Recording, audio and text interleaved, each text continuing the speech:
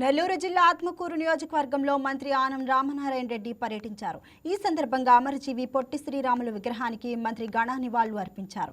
అమరజీవి పొట్టి శ్రీరాములు 125వ జయంతి సందర్భంగా ఆత్మకూరు పట్టణంలో ఆర్యవైశ్య సంఘం ఇతర ప్రముఖులు ఆధ్వర్యంలో భారీ ర్యాలీ నిర్వహించారు.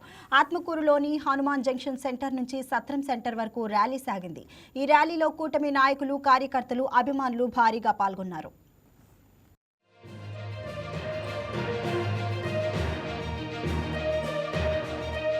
శ్రీ మాధవ్ గారి సందేశం, యువ నాయకుడు శ్రీ లోకేష్ గారి సందేశం అంతా కూడా పూర్వపు చరిత్రలో నుంచి జరుగుతున్నటువంటి కార్యక్రమాలు, భవిష్యత్తులో తీసుకోబోయేటువంటి కార్యక్రమాలన్నింటినీ కూడా ప్రకటించడం జరిగింది. ఈ సందర్భంలో నేను అందరినీ కోరేది ఒకటి, ఇవాళ పొట్టి శ్రీరాములు గారి విగ్రహం ఆవిష్కరణ, అక్కడ స్టాచ్యూ ఆఫ్ సాక్రిఫైస్ అన్నారు.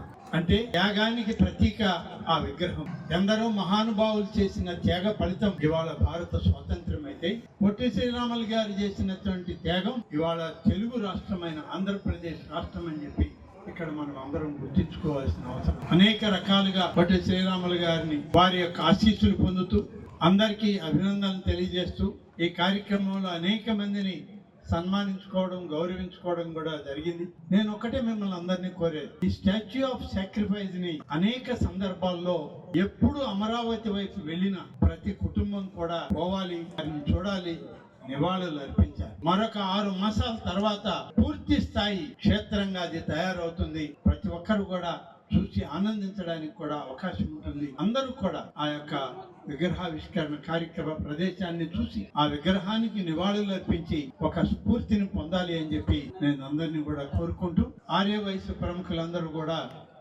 మహాత్మా గాంధీ విగ్రహం కావాలి అని అడిగారు.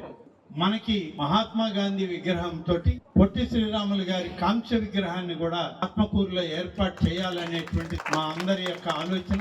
మనకు ఉన్నటువంటి 4 లేన్ల రహదారి ఏదైతే కొత్తగా నిర్మాణం చేసుకుంటున్నాం, ఆ నిర్మాణ కార్యక్రమాలు పూర్తయ్యే సమయానికి అక్కడ స్వర్గీయ ఎన్టీ రామారావు గారి యొక్క విగ్రహం తోటి మహాత్మా గాంధీ గారి విగ్రహం, పొట్టి శ్రీరాములు గారి కాంస్య విగ్రహాన్ని కూడా ఏర్పాటు చేయడానికి అన్ని రకాలుగా ఏర్పాట్లు చేస్తాం. ఆర్య వయస్సులు అందరూ కోరినటువంటి కోరికల మీదట వారందరి సహచర్యంతో, వారందరి భాగస్వామ్యంతో ఈ కార్యక్రమాలన్నింటినీ తయారు చేసి ఆత్మకూరుకి ఏర్పడేటువంటి 4 లేన్ల నూతన రహదారి ఒక అందమైనటువంటి రహదారిగా ఆత్మకూరుకి ఒక మణిహారంగా ఏర్పడుతుంది. ఆ మణిహారంలో ఇటువంటి మాణిక్యాల్ని అందులో పొందుపరచడం జరుగుతుంది అని చెప్పి తెలుగు జాతికి గర్వకారణమైనటువంటి మహనీయుల యొక్క విగ్రహాల్ని అక్కడ ప్రతిష్ఠించడం జరుగుతుందని చెప్పి ఈ సందర్భంగా తెలియజేస్తూ అందరికి కూడా మరొకసారి శుభాకాంక్షలు తెలియజేస్తూ, Please subscribe to YK TV Network. Please subscribe to YK TV. Please watch YK News. Subscribe to YK TV.